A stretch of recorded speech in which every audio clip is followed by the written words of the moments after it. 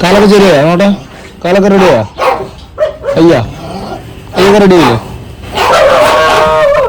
കയ്യൊക്കെ റെഡി ആയില്ലേ? കുഴപ്പമൊന്നുമില്ലല്ലോ? കുഴപ്പമൊന്നുമില്ല.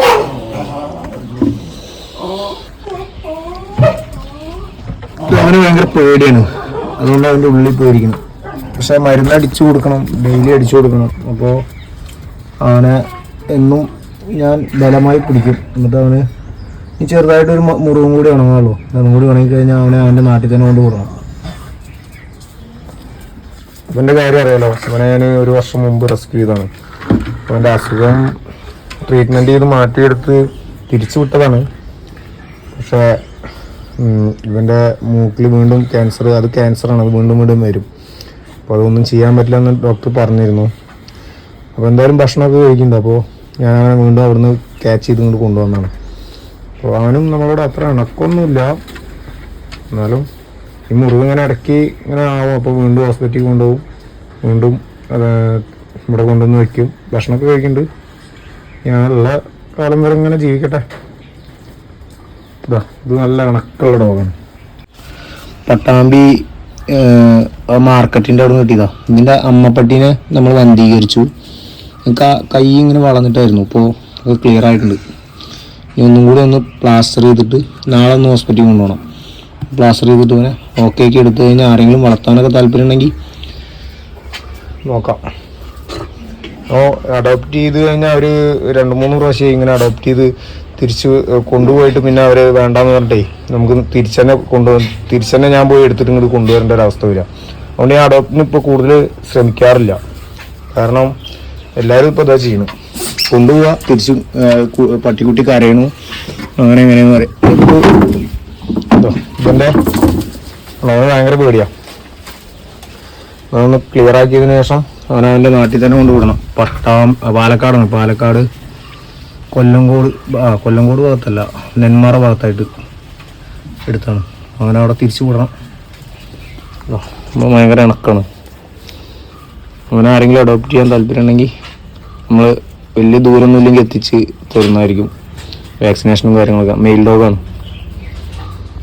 ഇത്. നമ്മുടെ ചോട്ടുവിനെ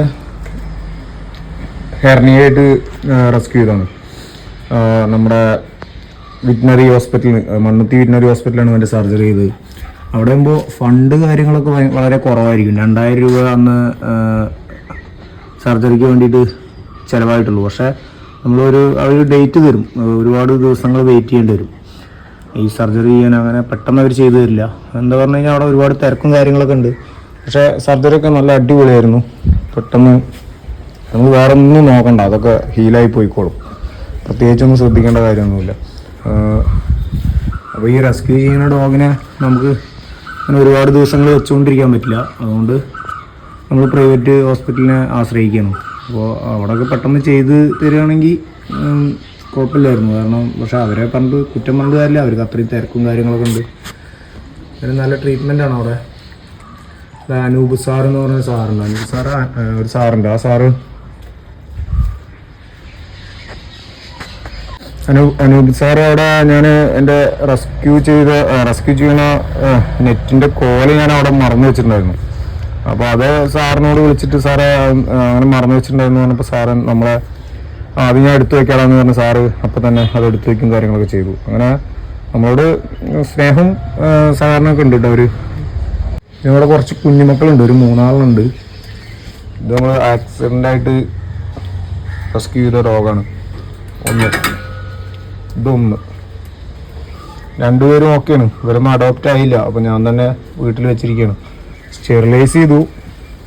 പ്രസവിക്കുക കാര്യങ്ങളൊന്നും നമുക്ക് അതൊന്നും താങ്ങാനുള്ള ശേഷിയില്ല. അതുകൊണ്ട് സ്റ്റെറിലൈസ് ചെയ്തു. സ്റ്റെറിലൈസ് ചെയ്യാൻ നമ്മളൊരു ചേച്ചി ഹെൽപ്പ് ചെയ്യാറുണ്ട്. അതെ, ഈ ഒരു കുഞ്ഞുള്ളത് കിടന്നുറങ്ങണം. ഇത് മേലെ പൂവായിട്ട് കിട്ടിയതാണ്. അവനും ഓക്കെ ആയിട്ടുണ്ട്, നല്ല ആക്റ്റീവാണ്. പെൺകുഞ്ഞാണ്. ആരും അഡോപ്റ്റ് ചെയ്യില്ല. അതുകൊണ്ട് ഞാൻ അതിനെക്കുറിച്ച് ആലോചിക്കുന്നില്ല. പിന്നെയുണ്ട് ഇവിടെ, ഒന്നിനും കാണാമല്ലോ, ഇവിടെ കിടപ്പുണ്ട്. അപ്പോൾ അടുത്ത വീഡിയോയിൽ ഞാൻ കാണിച്ചു തരാം.